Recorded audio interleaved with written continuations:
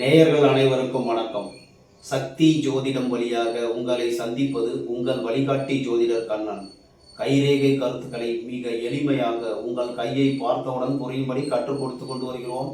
பாருங்கள், பார்த்து பயன்பெறுங்கள். புதுசாக நம்ம சேனலை பார்க்கறவங்க சப்ஸ்கிரைப் பண்ணிங்க, உங்கள் ஃப்ரெண்டுகளுக்கும் ஷேர் பண்ணி பயன்பெறுங்கள் என்று கூறி இன்றைய தலைப்பு என்னவென்றால் 17வது பகுதி திருமணம் கேள்விக்குறி, காதல் கேள்விக்குறி, தோல்வி, பிரிவு, தாரரேகை சிறப்பு விளக்கம்.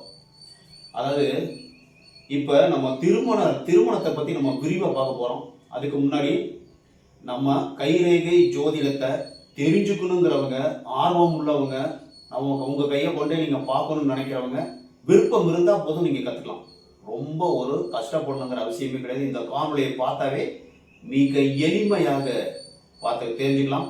இப்போ இன்னைக்கு திருமணம் சம்பந்தப்பட்ட எல்லாமே, காதலா தோல்வியா, காதல் தோல்வியா, இல்லை நிறைவேறாத திருமணமா, திருமணம் எத்தனை திருமணம் நடக்கும், எந்த வயசில் நடக்கும், பிரிவு வருமா, வாழ்க்கை துணை நமக்கு முன்னாடியே மரணம் அடைஞ்சிருமா, நம்ம ரொம்ப நாள் இருப்போமா, இல்லை வாழ்க்கை துணை நோயினால் மரணம் அடையுமா, சண்டையினால் பிரிவு வருமா, காதல் திருமணமா, நிறைவேறாத திருமணம் காதலிச்சு நிறைவேறாமல் போயிடுமா, இப்படிங்கிற எல்லா டவுட்ஸுக்கும் கிளியராக விளக்கம் நான் கொடுக்க போகிறேன். பாருங்கள், முழுசாக பார்த்தீங்கன்னா நிறைய விஷயம் நீங்கள் கற்றுக்கலாம்.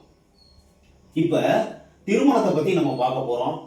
திருமண ரேகையில் காதல், தோல்வி, சண்டை, பிரிவு, சந்தோஷம், தாரதோஷம், இறப்பு, இதெல்லாம் எல்லாத்தையும் டீட்டெயிலாக பார்க்க போகிறோம். இப்போ நம்ம 7வது பகுதி, அதாவது 1 ஆயுள் ரேகை, 2 புத்தி ரேகை, 3 இருதய ரேகை, 4 விதி ரேகை, 5 சூரிய ரேகை, 6 ஆரோக்கிய ரேகை, இப்படி ஒரு ஆரோக்கிய ரேகை கோதமேட்டை பற்றி, 7 திருமண ரேகை. இப்போ 7வது பகுதி. அதுக்கப்புறம் சின்ன சின்ன ரேகைகள் நிறைய இருக்கு கையில், அதை மாதிரி பார்க்க போகிறோம். இன்னைக்கு 7வது ரேகை திருமண ரேகை. அதுதான் எல்லாம் அழைச்சிட்டேன். இப்போ திருமணம் எவ்வாறு நடக்கும், எந்த வயசில் நடக்கும், நிறைவேறுமா ஆகாதா, எத்தனை தொடர்பு இருக்கும். ஒரு சில பேருக்கு 2 கையிலையுமே தொடர்பை கோடு போட்டோம்னா எண்ணிக்கையே முடியாது. எல்லாருக்கும் கிடையாது, ஒரு சில பேருக்கு, நான் சொல்றது எல்லாமே ஒரு சில பேருக்கு. எத்தனை பேரோட தொடர்பு இருக்காங்கன்னு கோடு போட்டோம்னா 2 கையுமே பத்தாது. அவ்வளோ பேரோட தொடர்பு இருக்கிறவங்களாம் இருக்கிறாங்க. இது எப்படி சார் நம்ம கண்டுபிடிக்கலாம்? சுக்கரமேட்டை பார்த்து தான் கண்டுபிடிக்கணும். சுக்கரமேடு எப்படி இருக்கு, சுக்கரமேட்டில் ரேகை எப்படி இருக்கு, இதெல்லாம் பார்த்து தான் அந்த தொடர்பு நிறைய இருக்கான்னு கண்டுபிடிக்கலாம். அதே மாதிரி அவங்களுடைய ஒழுக்கம் கரெக்டாக இருக்காங்களா, கரெக்டாக இல்லையா அப்படிங்கிறதையும் இந்த சுக்கரமேட்டை பார்த்து கண்டுபிடிச்சிடலாம். அதுக்கு நிறைய அனுபவம் வேணும். இப்போதைக்கு நம்ம சாப்டரில் இப்போ இந்த இருதய ரேகை, இது இருதய ரேகை. இந்த இருதய ரேகைக்கும் இந்த புதன்மேட்டு கோடு இருக்கு இல்லையா, இதுக்கு இடையில இந்த வருது பார்த்தீங்களா, இதுதான் மன்மத மேடுன்னு சொல்லுவோம். இந்த சைடில் இது புதன்மேடு. இந்த புதன்மேட்டுக்கு சைடில் இருக்கு பார்த்தீங்களா, உங்கள் கையை பார்த்தீங்கன்னு தெரியும், அதுதான் புதன்மேடு. புதன்மேட்டுக்கு சைடில் இருக்கிறது இது புதன்மேடு, புதன்மேட்டுக்கு சைடில் இருக்கிறது மன்மத மேடு. அந்த மன்மத மேட்டில் காணப்படக்கூடிய ரேகைகள் எல்லாமே தொடர்புனா அன்பா இருக்கலாம், காதலா இருக்கலாம், வாய்ப்பேச்சா இருக்கலாம், மனசுல நினைக்கலாம், எல்லாமே இதுல ரேகை வந்துடும். நல்லா புரிஞ்சுங்க. திரும்பவும் சொல்றேன், பாசமா இருந்தால், அளவுக்கு அதிகமான பாசம் இருந்தாலும் இங்க வந்துடும். காதல் அளவுக்கு அதிகமா இருந்தாலும் வந்துடும். பாசம், அன்பு, காதல், இது எல்லாமே அதாவது தாரத்தையும் குறிக்கும், மனைவி திருமணத்தையும் குறிக்கும். இப்ப எந்த வயசுலன்னா, இப்ப இதுல இருந்து இது வரைக்கும் போட்டுட்டோம் இல்லையா, இப்ப இந்த இறுதி ரேகை பக்கத்துல வந்ததுன்னா சின்ன வயசுல, அதாவது 20, 21 அந்த மாதிரி, இல்லை 20க்கு கீழே 18, 19, 20, 21க்குள்ளார வர்றதுக்கு இந்த இருதய ரேகை பக்கத்தில் இருக்கும். அதுக்கப்புறம் ஸ்டெப்பா இதை 70 கணக்கணும். 70 வயசுக்குள்ளார எப்படி நடக்குது, எந்தெந்த வயசுல. அதே மாதிரி ஒரே மாதிரி இப்படி 2 கோடு இருக்கு சார், ஒரே நீளத்துல 2 கோடு இருக்கு சார், ஒரே நீளத்துல 2 கோடு இருந்தா கண்டிப்பாக 2 திருமணம் நடக்கும். எத்தனை கோடுகள் நீளமா இருக்குதோ அத்தனை திருமணம் என்பது ஐதீகம், கைரேகை சாஸ்திரம். ஆனா அப்படி எடுத்துக்க கூடாது. ஒரு சில பேருக்கு 180% பேருக்கு எத்தனை கோடு இருக்கோ அத்தனை திருமணம் நடப்பதற்கு வாய்ப்பு உண்டு. அது திருமணமா, இல்ல காதல் நிகழ்வா, இல்ல தொடர்போட நின்று போயிருமாங்கிறத ஃபுல் கையையும் சர்ச் பண்ணும். அப்பதான் கண்டுபிடிக்க முடியும். இதுல நிறைய தவறுகள் வருவதற்கு வாய்ப்புண்டு, எச்சரிக்கையாக இருக்க வேண்டும். இந்த ரேகை இறுதி ரேகை பக்கத்துல நீளமா ஒரு கோடு இருந்ததுன்னா அப்பதான் அந்த வயசுல திருமணம், 21 வயசுல திருமணம் முடிஞ்சு போயிடும் அர்த்தம்.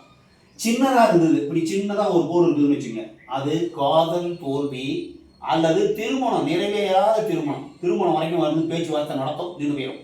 ஒரு சில பேருக்கு கொஞ்சம் நீளமா இருக்கும், திருமணம் நடந்து பிரிஞ்சுடுவாங்க. அப்ப இது எப்படி சார் கண்டுபிடிக்கிறது? இந்த திருமண ரேகையில இப்படி பிரிவு இருக்கும் சார், இப்படி பிரிவு இருந்தா திருமணம் ஆகி பிரிஞ்சிருவாங்க அப்படிங்கிறது தெரிஞ்சுக்கலாம். அதே மாதிரி இந்த திருமண ரேகையிலே தீவு இருக்கும், இது இருக்கிறதே 1 இன்ச்சு தான் இருக்கும், அதுலயே தீவு இருக்கும், சின்னதா இருக்கும், கரெக்டா கண்டுபிடிக்கணும். அந்த தீவு இருந்ததுன்னா திருமணம் ஆகி பிரிவு வருவதற்கு வாய்ப்பு உண்டு. இன்னொரு பிரிவு இருக்கு, அதாவது இந்த விதி ரேகை இருக்கு இல்லையா, இந்த விதி ரேகையில செவ்வாமேட்ல இருந்து ஒரு ரேகை போய் இதுல ஜாயிண்ட் ஆகும்.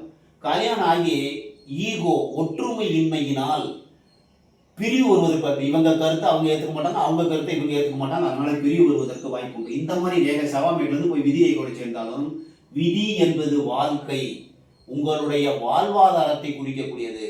இந்த பிரிவு வந்து வாழ்வாதாரத்தையே பாதிக்கக்கூடியதா இருக்கும். எத்தனை சின்ன கோடு இருக்கிறது, நிறைவேறாத திருமணம், காதல் தோல்வி. திருமணத்துக்கு அப்புறமா வரக்கூடியது எல்லாமே தொடர்புகள். திருமணத்துக்கு அப்புறம் திருமணம் முடிஞ்சிருச்சு, 30 வயசுல திருமணம் முடிஞ்சிருச்சுன்னு வச்சுங்க, அதுக்கப்புறமா வரக்கூடிய கோடுகள் எல்லாமே தொடர்புகள், நட்புகள். ஒன்றும் தொடர்பா இருக்கணும், ஆணும் பெண்ணும் இணையக்கூடியது, இல்லைன்னா ஆணும் பெண்ணும் நட்போடு இருந்தாலும் வந்துடும். நல்லா புரிஞ்சுங்க, இதை வந்து தவறா எடுத்துக்க கூடாது.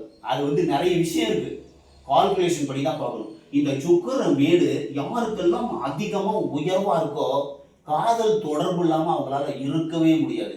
அதே மாதிரி ஆணுக்கும் பெண்ணுக்கும் பொதுவான பலன் தான், சரிங்களா? அதே மாதிரி ஒரு சில பேர் மனசுல ஆசையோடையே நிறுத்திடுவாங்க, அதையும் கண்டுபிடிக்கலாம். ஆசையோடையே நிறுத்திடுவாங்களா, தொடர்பு வரைக்கும் போவாங்களாங்கிறதையும் கண்டுபிடிக்கலாம். அதே மாதிரி ஒழுக்கம், நல்ல ஒழுக்கம் உள்ளவர்களா, தீய ஒழுக்கம் உடையவர்களாங்கிறத கையில் கண்டுபிடிக்கலாம்.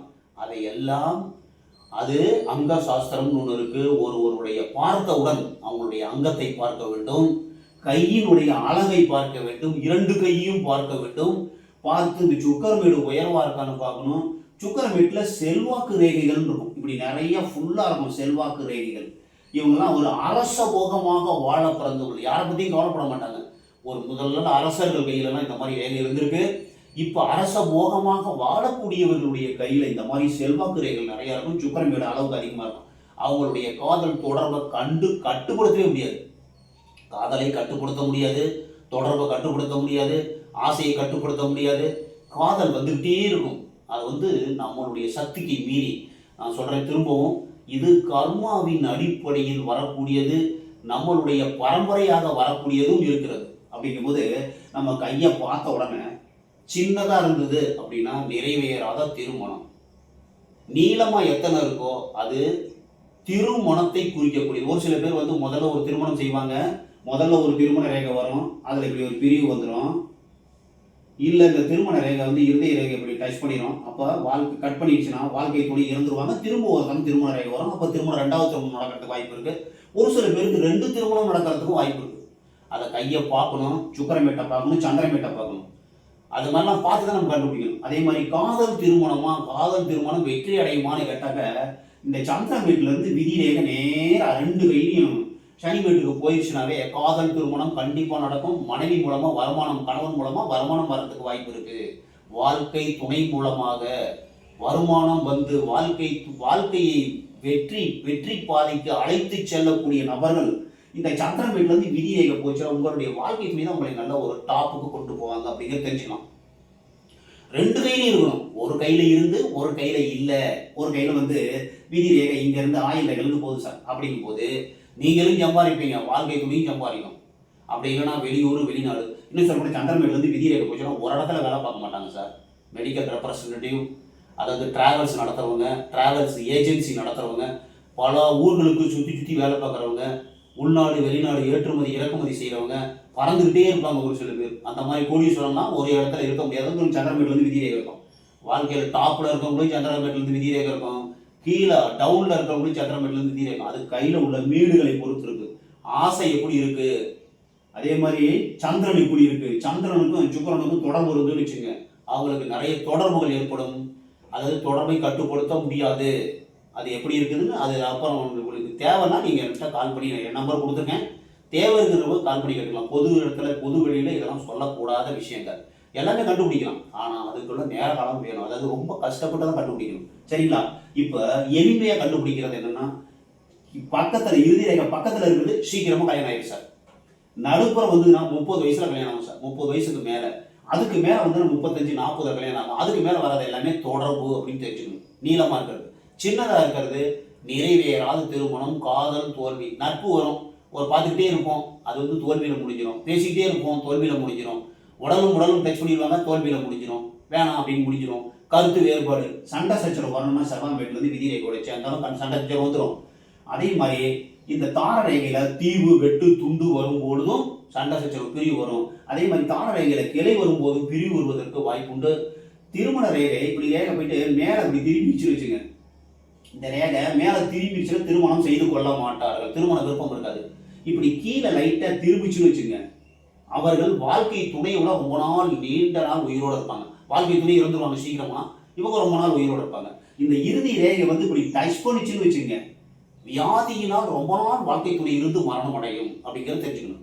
ஒரு சில ரேகை நீளமாக போயிட்டு கூட போகும். அதே மாதிரி சுக்கிரமேட்டிலிருந்து ஒரு ரேகை போயிட்டு இந்த ரேகை அந்த தாரரேகை டச் பண்ணிச்சுன்னா உறவினர்களால் தொந்தரவு, உறவினர்களால் கஷ்டம். இப்படி வாழ்க்கையை பொறுத்தளவு, இந்த தாரரேகையை பொறுத்தளவு, திருமணத்தை பொறுத்தளவு, காதல் திருமணமா அரேஞ்ச் பண்ணி திருமணமா, இப்போ அரேஞ்ச் பண்ணி திருமணம்னா ஒரே ஒரு ரேகை இருக்கும். எந்த வயசில் வருதோ அந்த வயசில் உங்களுக்கு அரேஞ்ச் பண்ணி திருமணம் நடக்கும்.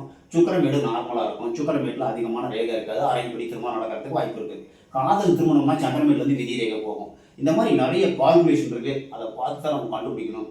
அதாவது பிரிவு, தோல்வி, பிரிவு, வெற்றி, காதல். திருமணத்துக்கு பிறகு வாழ்க்கையில் ஹை லெவலுக்கு போகிறவங்களுக்கு இந்த சுக்கிரமேட்லேருந்து சூரிய ரேகை போயிருக்கு சார், இல்லை சூரியனோட ஒரு சூரிய ரேகையில் போய் கலந்துருக்கும் சுக்கிரமேட்லேருந்து. அப்போ திருமணத்துக்கு பிறகு வாழ்க்கையில் நிறைய பணம் செல்வம் வந்து ஒரு உயர்ந்த இடத்தை வருவதற்கு வாய்ப்பு உண்டு. குருமேட்லேயும் நிறைய ரேகை இருக்குது, குருமேட்டில் அதிர்ஷ்ட குறிகள் இருக்குது, அது பின்னாடி பார்ப்போம். குருமேட்டில் அதிர்ஷ்ட குறிகள் இருக்குது, அது மாதிரி பார்க்கறதுக்கு வாய்ப்பு. இப்போ தார ரேகையில் சுக்கிரமேட்டையும் பார்க்கணும், தார ரேகை பார்க்கும்போது சந்திரமேட்டையும் பார்க்கணும். சந்திரமேட்டு ரேகை, செவ்வாமேட்டு ரேகை, பிரிவுனா செவ்வாமேட்டிலேருந்து ரேகை போச்சுன்னா பிரிவு வரதுக்கு வாய்ப்பு இருக்குது. தார ரேகையில் பிரிவு, கிளை பிரிவு இருந்ததுன்னா பிரிவு வரதுக்கு வாய்ப்பு இருக்குது. தீவு வெட்டு தூண்டு இருந்ததுன்னா பிரிவு வரதுக்கு வாய்ப்பு இருக்குது. எந்த வயசில் அப்படிங்கிறது இந்த 70 வயசை கணக்கு பண்ணி அந்த வயசில் திருமணம் நடப்பதற்கு வாய்ப்பு உண்டு, நிறைவேறாத திருமணம் நடப்பதற்கு வாய்ப்பு உண்டு. ஃபுல் டீட்டெயிலாக சொல்லிட்டேன். திரும்பவும் உங்களுக்கு டவுட் இருந்தால் என் நம்பர் கொடுத்துருக்கேன், அதில் கால் பண்ணி நீங்கள் தெரிஞ்சுக்கலாம். ஈஸியாக எளிமையாக காதல் திருமணமா, திருமணம் நடக்குமா, எந்த வயசில் நடக்கும், அதாவது சுக்கிரமேடு நல்லா இருக்கா, சந்திரமேடு நல்லா இருக்கா, அந்த மேடுகள் நல்லா இருக்கா, எந்த மேடு நல்லா இருக்கோ அந்த மேட்டோட பலன்கள் அதிகப்படும். திருமண ரேகையை பற்றி நம்ம டீட்டெயிலாக பார்த்துருக்கோம். உங்களுக்கு நல்லா ஈஸியாக புரிகிற மாதிரி நான் சொல்லி கொடுத்துட்டு இருக்கேன். மற்றும் ஒரு சிறப்பான காணொலியில் உங்களை சந்திக்கும் வரை உங்கள் வழிகாட்டி ஜோதிடர் கண்ணன். வணக்கம்.